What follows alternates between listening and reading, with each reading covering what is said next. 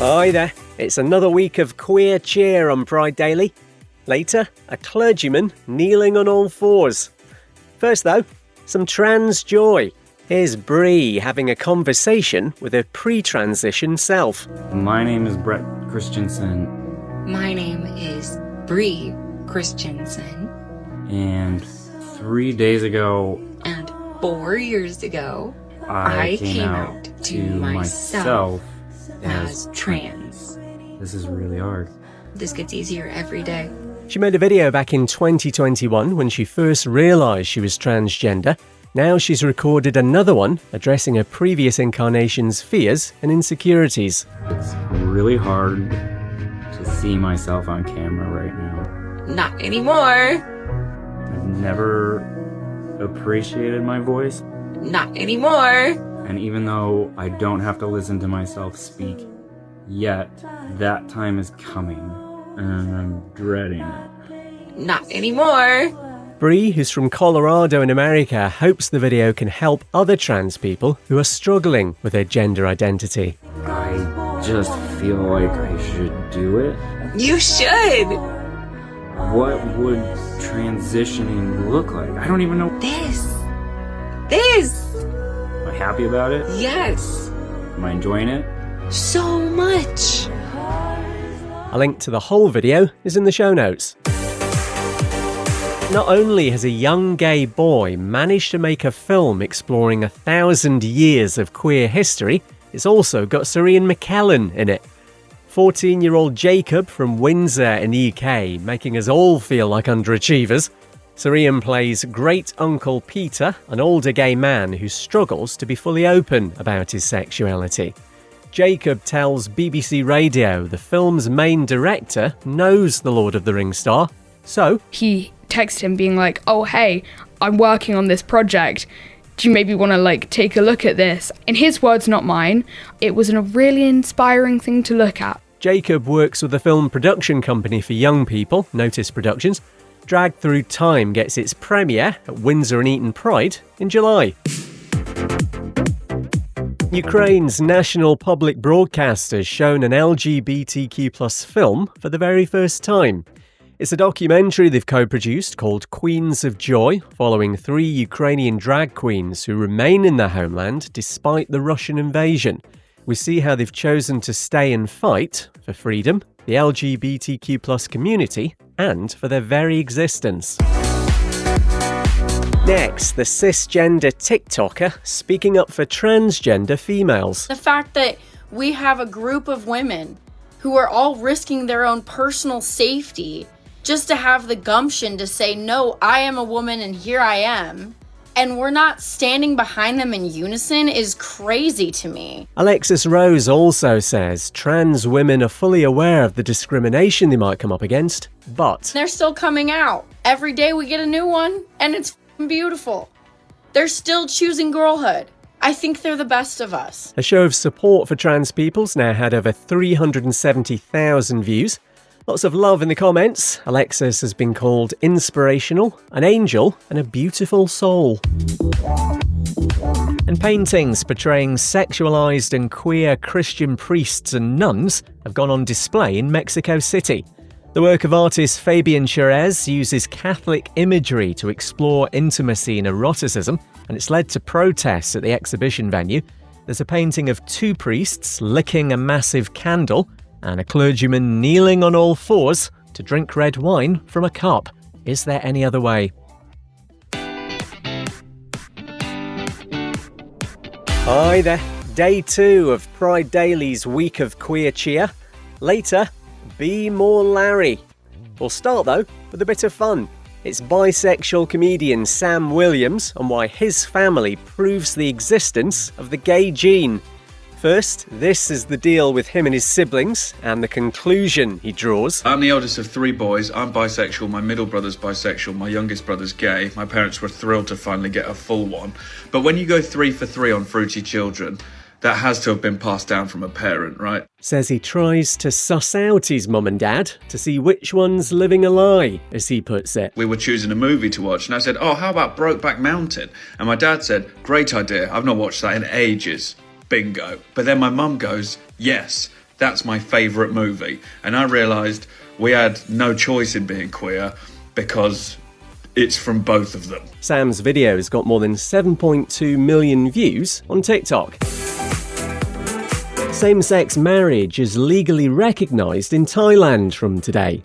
It means gay couples get the same rights as the straights, including over property, adoption and inheritance. The country's civil code now says marriage is between individuals, not just a man and a woman. Bess Chitsinapong Nituna is a queer activist there. She tells the BBC change is way overdue. This law actually passed amid the changing, societal value, societal acceptance, especially the young generation, where we have seen other country has passed this such law. And we think that why our country have not passed yet. Thailand's the first country in Southeast Asia to get same-sex marriage.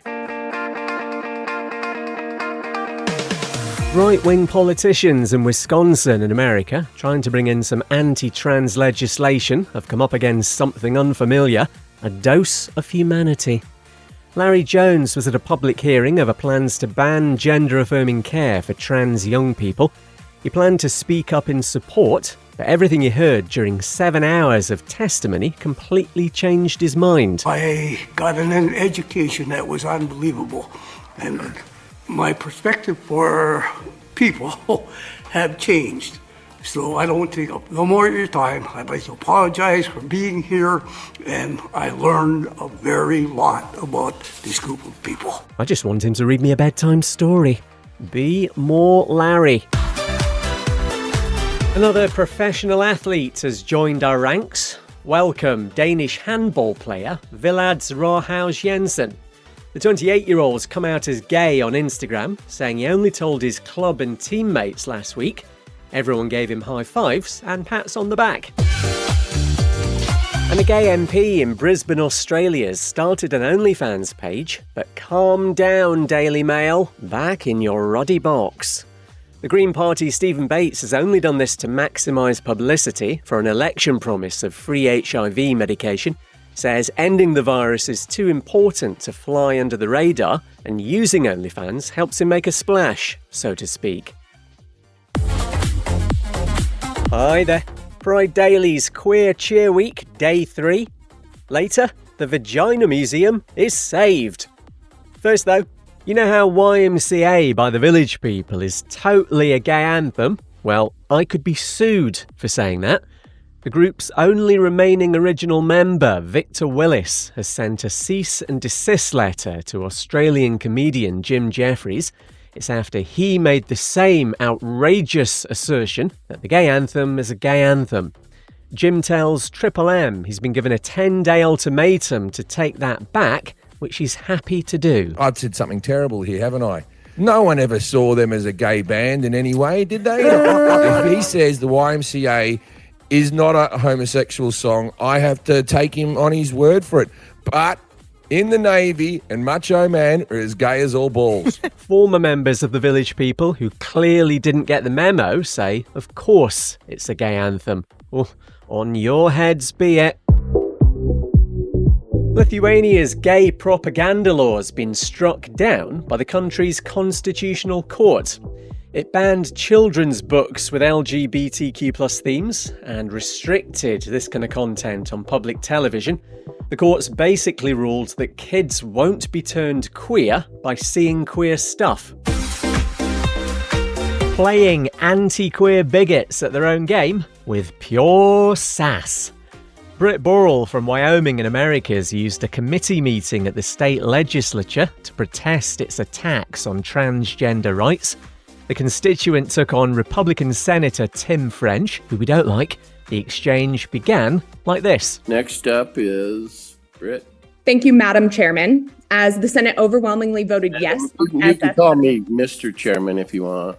Well, I cannot be compelled to use your preferred pronouns. Now, this relates to him and his colleagues advancing plans to let people sue government organisations that enforce the use of preferred pronouns.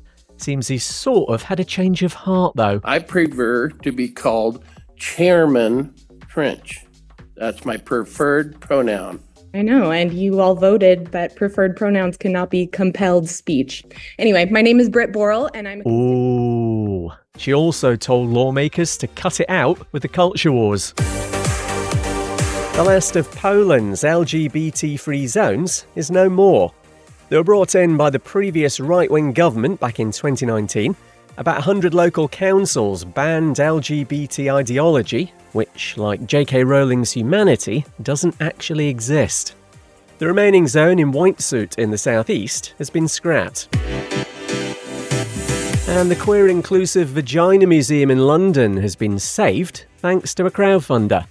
Only one of its kind, and features a vulva wall with images celebrating the diversity of that.